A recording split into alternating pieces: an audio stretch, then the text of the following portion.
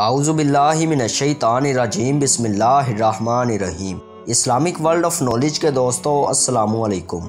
یہ شعر تو ہر دوسرے شخص نے سن رکھا ہوگا۔ پوچھا کسی نے چاند نکلتا ہے کس طرح، زلفوں کو رخ پہ ڈال کے جھٹکا دیا کہ یوں۔ لیکن یہ بات بہت کم لوگوں کو ہی معلوم ہے کہ وہ چاند کیسے نکلتا ہے، جسے دیکھنے کے لیے ہر مہینے رویت ہلال کمیٹی بیٹھتی ہے، اور اس کے اعلان کے مطابق ہم اپنے مذہبی تہوار مناتے ہیں۔ رمضان کی آمد ہے اور اگلے ایک دو روز میں ایک بار پھر رویت ہلال کمیٹی کا اجلاس ہونے جا رہا ہے، تاکہ رمضان کا چاند نظر آنے یا نہ آنے کا فیصلہ کیا جا سکے۔ آئیے آپ کو بتاتے ہیں کہ اللہ تعالیٰ نے چاند کی از سر نو پیدائش اور اس کے نظر آنے یا نہ آنے کا کیا طریقہ وضع کر رکھا ہے۔ اللہ تعالیٰ کی پیدا کردہ یہ کائنات بہت وسیع ہے۔ کائنات کی معلومات میں تقریباً 200 ملین کے لگ بھگ کہکشائیں دریافت ہو چکی ہیں۔ ہر کہکشاں بذات خود اربوں ستاروں کا ایک دستہ یا گروپ ہوتا ہے، جو کشش کی قوت کے ذریعے ایک دوسرے سے جڑا ہوتا ہے۔ ہر ستارے کا ایک خاندان یا نظام ہوتا ہے، جس کے گرد سیارے سیارچے دمدار سیارے گھوم رہے ہوتے ہیں اور چاند سیاروں کے گرد گردش کرتے ہیں۔ کائنات میں کوئی چیز جامد یا ساکن نہیں۔ جس طرح قرآن کریم میں ارشاد ہے، کلن فی فلک یسبحون، ستاروں کی اپنی روشنی ہوتی ہے، لیکن سیاروں اور چاند کی اپنی اپنی روشنی نہیں ہوتی، بلکہ یہ ستاروں سے روشنی حاصل کرتے ہیں۔ ہمارا سورج بھی ایک ستارہ ہے، جس کے گرد 8 سیارے اور ہزاروں سیارچے گھوم رہے ہیں۔ سورج کے خاندان میں بعض سیاروں کے کئی چاند دریافت ہو چکے ہیں اور بعض کے چاند کا ابھی تک پتہ نہیں چلا۔ مثلاً عطارد اور زہرہ کا کوئی چاند دریافت نہیں ہوا۔ زمین کا ایک چاند ہے، مریخ کے 2، مشتری کے 68 اور زحل کے 62، یورینیس کے 27، نیپچون کے 14 اور پلوٹو کے 5 چاند دریافت ہو چکے ہیں۔ اس طرح اب تک صرف نظام شمسی میں دریافت ہونے والے چاندوں کی تعداد 181 تک پہنچ چکی ہے۔ زمین کا ایک ہی چاند ہے، جو زمین کے گرد 2288 میل فی گھنٹہ کی رفتار سے ایک بیضوی شکل کے مدار میں گھوم رہا ہے۔ چاند 14,23,000 میل کا فاصلہ 27 دن 7 گھنٹے اور 34 منٹ میں مکمل کرتا ہے۔ آسمان پر دیگر ستاروں کے حساب سے یہ چاند کا ایک مہینہ بنتا ہے، لیکن چونکہ چاند گردش کے دوران زمین کا ساتھ نہیں چھوڑتا، اس لیے چاند کو مزید فاصلہ طے کرنا پڑتا ہے۔ اس طرح 29 دن 12 گھنٹے میں دوبارہ نئے چاند کا آغاز ہوتا ہے۔ یہی وجہ ہے کہ قمری مہینے 29.5 دن اور قمری سال تقریباً 354 دنوں کا ہوتا ہے۔ چاند کا مدار بیضوی ہونے کی وجہ سے چاند اور زمین کے درمیان فاصلہ کبھی کبھی کم سے کم ہو کر 2,21,463 میل رہ جاتا ہے اور کبھی زیادہ سے زیادہ ہو کر 2,52,710 میل ہو جاتا ہے۔ چاند اور زمین کا اوسطاً فاصلہ 2,38,840 میل ہی رہتا ہے۔ چاند کے ماضی کے بارے میں سائنسدانوں کے مختلف خیالات ہیں۔ کچھ کا خیال ہے کہ یہ زمین کا ایک علیحدہ شدہ حصہ ہے، اور بعض کہتے ہیں کہ یہ بحر الکاہل کے مقام سے کسی وجہ سے جدا ہوا ہے۔ ایسے بھی لوگ ہیں جو یقین رکھتے ہیں کہ چاند کہیں اور پیدا ہوا، لیکن پھر زمین نے اسے اپنی کشش کے زیر اثر لے کر اپنے گرد گھومنے پر مجبور کر دیا۔ دلچسپ امر یہ ہے کہ اتنی سائنسی ترقی کے باوجود انسانی علم انتہائی محدود ہے، چنانچہ حتمی طور پر کوئی بھی بات نہیں کہی جا سکتی، اور اس بات پر اتفاق ہے کہ یوم آخرت کا مالک ہی بہتر جانتا ہے۔ تمام تر انسانی مجبوریوں کے باوجود انسانی علم بہرحال یہ جاننے میں کسی حد تک کامیاب ہو گیا ہے کہ چاند کی عمر 4 ارب 30 کروڑ سال ہے۔ زمین کی عمر انسانی علم کے مطابق 4 ارب 50 سے 60 کروڑ سال گردانی جاتی ہے۔ گویا چاند زمین سے 20 سے 30 کروڑ سال چھوٹا ہے۔ چاند کی پیدائش زمین کے آسمان پر ہی ایک وقت میں ہوتی ہے، لیکن چاند پیدا ہوتے ہی انسانی نظر میں آنے کے قابل نہیں ہوتا۔ کافی وقت گزرنے کے بعد یہ انسانی نظر میں آنے کے قابل بنتا ہے۔ اگر چاند زمین کے قریب ہو تو پیدائش کے 17 گھنٹے کے بعد کی عمر کا چاند انسانی نظر میں آ سکتا ہے، لیکن اگر فاصلہ زیادہ ہو تو 24 گھنٹے کے بعد کا چاند بھی انسانی نظر میں نہیں آتا۔ یہ بھی مشاہدے میں آیا ہے کہ دوسرے دن کے چاند کا سائز دیکھ کر بعض افراد کو یہ شبہ ہوتا ہے کہ حکومتی اداروں سے ایک دن کی غلطی ہو گئی ہے، کیونکہ انہیں چاند کا سائز بڑا نظر آ رہا ہوتا ہے، لیکن عملاً یہ بات درست نہیں۔ ہوتا کچھ یوں ہے کہ اگر پہلے دن چاند کی عمر 15 یا 16 گھنٹے کی ہو تو وہ انسانی نظر میں نہیں آئے گا، اور اس طرح دوسرے دن کا چاند 16 جمع 24 گھنٹے کا ہو جائے گا، جو بڑا ہوگا اور زیادہ عرصہ تک افق پر نظر بھی آئے گا۔ اسی طرح 29 دن والے مہینے کے چاند سے 30 دن والے مہینے کا چاند بڑا دکھائی دے گا۔ مشاہدے اور تجربے کی بنیاد پر ہم کہہ سکتے ہیں کہ 20 گھنٹے کی عمر والا چاند 45 منٹ افق پر رہے گا اور 40 گھنٹے کی عمر والا چاند 90 منٹ افق پر رہے گا۔ اس کے علاوہ شرقی نصف کرے کی مغربی علاقوں میں چاند پہلے نظر آ سکتا ہے، کیونکہ مشرقی علاقوں میں عمر کم ہونے کی وجہ سے چاند نظر نہیں آ سکتا، جبکہ مغربی علاقوں میں پہنچتے پہنچتے اس کی عمر زیادہ ہونے کی وجہ سے بڑا ہوتا ہے اور وہ نظر بھی آتا ہے۔ ہمارے ملک کے انتہائی مغربی علاقوں مثلا گوادر، پسنی اور جیوانی وغیرہ میں دوسرے علاقوں کی نسبت چاند نظر آنے کے امکانات زیادہ ہوتے ہیں۔ مشرق وسطیٰ کے ممالک میں بھی اس لیے چاند پہلے نظر آتا ہے۔ موسم گرما میں ملک کے انتہائی شمال علاقوں مثلا چترال اور گلگت میں چاند نظر آنے کے امکانات ہو سکتے ہیں۔ چاند نظر آنے کے لیے سورج، چاند اور زمین کے درمیان بننے والے زاویے کی بھی اہمیت ہوتی ہے۔ اگر یہ زاویہ 9 درجے سے کم ہو تو سائز بڑا ہو کر بھی چاند نظر نہیں آ سکتا، اور اس کے علاوہ موسم اور افق کا صاف ہونا بھی ضروری ہے۔ اگر بادل چھا جائیں اور گرد آلود ہوا کی کیفیت ہو تب بھی چاند نظر نہیں آ سکتا۔ یہ بھی طے ہے کہ سائنسی طور پر مستقبل کے چاند کی پوزیشن کے بارے میں تو بات کی جا سکتی ہے، لیکن رؤیت ہلال کے بارے میں یقینی پیش گوئی نہیں کی جا سکتی، کیونکہ اس میں کئی ایک عوامل ہیں جو یکساں نہیں رہتے۔ اسی لیے حدیث مبارکہ میں بھی چاند دیکھ کر روزہ رکھنے اور چاند دیکھ کر افطار کرنے کا حکم دیا گیا ہے۔ سائنسی طور پر رؤیت ہلال کا کوئی کیلنڈر مرتب نہیں کیا جا سکتا، اور نہ ہی ہم کسی اور ملک کے اعلان اور مرتب کردہ کیلنڈر کی پیروی کرنے کے پابند ہیں۔ مفتی منیب الرحمان فرماتے ہیں کہ چاند کے سائز سے تاریخ کا تعین فلکیات اور سائنس کی کون سی کتاب میں لکھا ہے؟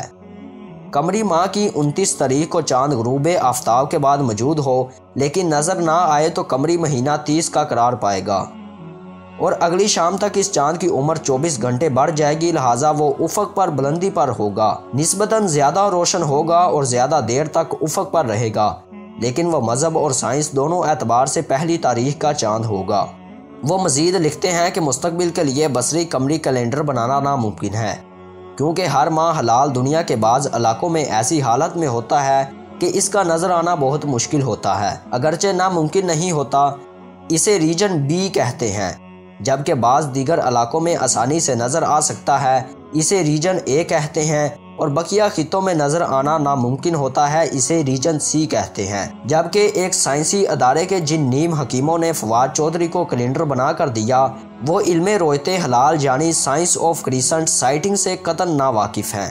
ریجن بی کے علاقوں میں جب ہلال 29 کی شام کو نظر نہیں آتا تو اگلے دن یعنی 30 کی شام کو ہلال موٹا بھی ہوتا ہے، زیادہ چمکدار بھی ہوتا ہے اور اکثر 1 سے 1.5 گھنٹے تک دکھائی بھی دیتا ہے۔ اس لیے حدیث پاک میں نئے چاند کے لیے رؤیت کا اعتبار کیا گیا ہے، مطلع پر وقت اور سائز کا اعتبار نہیں کیا گیا۔ یعنی دین کے علم کی عظمت ہے کہ آج بھی ماہرین اس سے متفق ہیں۔ راکم نے 20 برس فلکیات کے اس میدان میں علمی کام کیے، اور اس کا کہنا ہے کہ جب کبھی 29 کی شام کو ہلال نظر نہ آتا تو ہم 30 کی شام کو غروب آفتاب سے پہلے چاند کا تلاش کرنا شروع کر دیتے تھے۔ اکثر ہمیں ہلال غروب آفتاب سے آدھا گھنٹہ پہلے نظر آ جاتا اور غروب آفتاب کے کم از کم 1 گھنٹے بعد تک دکھائی دیتا تھا، اور یہ سب کام جامع کراچی کی فلکیاتی رصدگاہ میں موجود دوربین کے ذریعے کیا جاتا تھا۔ دلچسپ بات یہ ہے کہ خود فواد چودھری کے کیلنڈر میں جمعرات 20 اگست کو 30 ذو الحجہ لکھا تھا، اور اس دن کا چاند 1.25 گھنٹے آسمان پر رہنا تھا، جبکہ فوادی کیلنڈر بنانے والوں نے اسے پہلی کا چاند مانا تھا۔ یہ کوئی انا کا مسئلہ نہیں ہے، سائنس اس بات سے قاصر ہے کہ ریجن بی کے چاند کے بارے میں پختگی کے ساتھ کوئی پیش گوئی کر سکے۔ یہی وجہ ہے کہ رؤیت پر مبنی پہلے سے ایسا کوئی پختہ قمری کیلنڈر نہیں بنایا جا سکتا۔ اکثر ایسا بھی ہوتا ہے کہ ریجن اے میں جہاں ہلال کے آسانی سے نظر آنے کے امکانات بتائے جاتے ہیں، وہاں سے بھی چاند دکھائی نہیں دیتا، لہٰذا جس قسم کے ماڈلز کا سہارا لے کر ناتجربہ کار لوگوں نے کیلنڈر اور اپلیکیشن بنا کر دی ہے اور اسے پختہ سائنس مان کر اس پر ایمان لے آئے ہیں، وہ دراصل معاشرے کے تعلیم یافتہ طبقے کو غلط فہمی میں مبتلا کرنے کا ایک حربہ ہے۔ یہ شریعت اور سائنس دونوں کی روح سے درست نہیں۔ فواد چودھری کا مسئلہ یہ ہے کہ ان کا اس معاملے سے کوئی تعلق نہیں، بس انہوں نے اپنی نگرانی میں مرتبہ کیلنڈر کو اپنی انا کا مسئلہ بنا لیا، اور جب رؤیت ہلال کا فیصلہ اس کے برعکس آتا ہے تو وہ ماہی بے آب کی طرح تڑپ رہے ہوتے ہیں۔ ان کے اس مسئلے کا علاج شاید کسی کے پاس نہیں۔ حدیث پاک میں ہے کہ ابو البختری بیان فرماتے ہیں، ہم عمرے کے لیے روانہ ہوئے، جب ہم وادی نخلا میں پہنچے تو ہم نے چاند دیکھنا شروع کیا۔ بعض لوگوں نے کہا یہ 3 تاریخ کا چاند لگتا ہے، بعض نے کہا یہ 2 تاریخ کا چاند لگتا ہے۔ راوی بیان کرتے ہیں کہ پھر ہماری ملاقات حضرت عبداللہ بن عباس رضی اللہ سے ہوئی، ہم نے قیاس کی بنیاد پر اختلاف کی یہ صورتحال ان کے سامنے بیان کی، تو انہوں نے فرمایا تم نے چاند کس رات کو دیکھا تھا؟ ہم نے کہا فلاں رات کو، تو انہوں نے فرمایا رسول اللہ صلی اللہ علیہ وآلہ وسلم نے فرمایا اللہ تعالیٰ نے تمہارے دیکھنے کے لیے اسے بڑا کر دیا، در حقیقت جس رات کو تم نے یہ چاند دیکھا ہے یہ اسی رات کا چاند ہے۔ اس مسئلے میں یہ حدیث شریعت کی اصل ہے کہ نئے چاند کا مدار دیکھنے پر ہے، اس امر پر نہیں کہ اس کا حجم چھوٹا ہے یا بڑا، افق پر اس کے نظر آنے کا دورانیہ کم ہے یا زیادہ۔ اس لیے کسی عالم یا تعلیم یافتہ شخص کا نیا چاند دیکھ کر یہ کہنا کہ یہ 2 یا 3 تاریخ کا لگتا ہے، یہ غیر شرعی اور غیر عالمانہ بات ہے۔ اسی طرح سائنسی حقیقت بھی یہی ہے، کسی قمری مہینے کے 29 تاریخ گزرنے کے بعد شام کو نئے چاند کا غروب آفتاب کے فوراً بعد افق پر ظہور تو ہے، مگر اس کا درجہ 4 یا 5 ہے، اس کی عمر 18 گھنٹے ہے اور افق پر اس کا ظہور 15-20 منٹ ہے، تو اس صورت میں چاند افق پر موجود تو ہے لیکن اس کی رویت کا قطعاً کوئی امکان نہیں۔ اب اگلی شام کو اس چاند کی عمر 42 گھنٹے ہو جائے گی، افق پر اس کا درجہ 12 یا اس سے اوپر ہو جائے گا اور افق پر اس کا استقرار بھی نسبتاً زیادہ وقت کے لیے ہوگا، مثلاً 1 گھنٹے، اور اس کا حجم بھی بڑا ہوگا، لیکن یہ پختگی کے ساتھ پہلی تاریخ کا چاند ہوگا۔ لہٰذا میری اہل علم اور اہل وطن سے اپیل ہے کہ توہمات کے حصار سے نکلیں اور حقیقت پسند بنیں۔ رسول اللہ صلی اللہ علیہ وآلہ وسلم نے پہلے ہی پیش گوئی فرما دی تھی کہ قرب قیامت کی نشانی میں چاند کا بڑا نظر آنا ہے۔ کبھی ایسا ہوگا کہ نیا چاند کسی رات کو دیکھا جائے گا اور لوگ کہیں گے کہ یہ 2 تاریخ کا چاند ہے۔ قرآن و سنت میں ایسی کوئی تصریح نہیں ہے کہ زیادہ سے زیادہ کتنے قمری مہینے مسلسل 30 دن کے ہو سکتے ہیں اور کتنے مسلسل 29 دن کے ہو سکتے ہیں۔ امام احمد رضا قادری نے علامہ قطب الدین شرازی کے حوالے سے لکھا ہے، زیادہ سے زیادہ مسلسل 4 قمری مہینے 30 دن کے ہو سکتے ہیں اور زیادہ سے زیادہ مسلسل 3 قمری مہینے ممکنہ طور پر 29 دن کے ہو سکتے ہیں۔ امام احمد کسلانی نے ارشاد الساری شرح صحیح بخاری میں لکھا ہے، 2 یا 3 قمری مہینے مسلسل 29 دن کے ہو سکتے ہیں، 4 ماہ 29 دن کے نہیں ہو سکتے۔ ایک ماہر فلکیات نے لکھا ہے کہ زیادہ سے زیادہ مسلسل 5 قمری مہینے بھی 30 دن کے ہو سکتے ہیں، لیکن یہ سب امکانات کی بات ہے، ان پر کسی شرعی فیصلے کا مدار نہیں۔ سائنسی اعتبار سے چاند کے بارے میں چند باتیں پختہ ہیں۔ سورج اور چاند کی حرکت دونوں کے اوقات طلوع و غروب الشمس والقمر بحسبان سے بھی ثابت ہے اور ماہرین فلکیات کا صدیوں کا مشاہدہ ہے اور انہی مشاہدات میں فرق کر کے کلیات ترتیب دیے جاتے ہیں۔ مسلمان ماہرین فلکیات اور ماہرین ریاضی و فزکس نے ان علوم میں کمال پیدا کر کے استرلاب یعنی ایسٹرولیب نامی آلہ ایجاد کیا تھا، جس سے سورج اور چاند کی چال، ان کے طلوع و غروب کے اوقات، نماز کے اوقات معلوم کیے جاتے تھے۔ قدیم اور جدید فلکیات کی نصابی کتب میں ان امور کا تذکرہ ملتا ہے، نئے چاند کا بننا، چاند کا بڑھنا، پورے چاند کا بننا، چاند کا گھٹنا، چاند کا نظر نہ آنا، چاند کا گرہن، سورج کا گرہن اور طلوع و غروب وغیرہ۔ آج کل استرلاب کی جگہ سافٹ ویئر اور موبائل ایپلیکیشن نے لے لی ہے۔ چاند کے حوالے سے یہ معلومات بالکل پختہ ہے، لیکن نیا چاند کب دیکھنے کے قابل ہوتا ہے، فلکیات کی تمام قدیم اور جدید نصابی کتابوں میں یہ بحث نہیں ہے۔ جدید دور میں بھی ماہرین فلکیات چاند کو دیکھنے کے بارے میں پختہ معلومات دینے سے قاصر ہیں۔ آج بھی اس کے بارے میں کم از کم 20 سے زائد معیار مختلف ماہرین نے بیان کیے ہیں۔ کسی ایک معیار کو تمام ماہرین کے نزدیک مکمل طور پر مانا نہیں جا سکتا۔ انہوں نے اپنے مشاہدات اور تجربات کی روشنی میں مختلف آراء پیش کی ہیں، اس لیے چاند کو دیکھنے کی اہمیت کو کسی طور پر بھی نظر انداز نہیں کیا جا سکتا۔ ماہر فلکیات ڈاکٹر شاہد قریشی نے ایک چینل پر کہا، ہم سائنسی بنیادوں پر چاند کو دیکھنے کا کوئی پختہ کیلنڈر نہیں بنا سکتے۔ ہم چاند کو دیکھنے کے امکان کی نشاندہی کر سکتے ہیں، لیکن کوئی حتمی بات تو نہیں کر سکتے۔ تو دوستو، اس معلومات سے معلوم ہوتا ہے کہ اسلامی مہینے کی تاریخ متعین کرنے کے لیے چاند کو آنکھ سے دیکھنا بہت ضروری ہے۔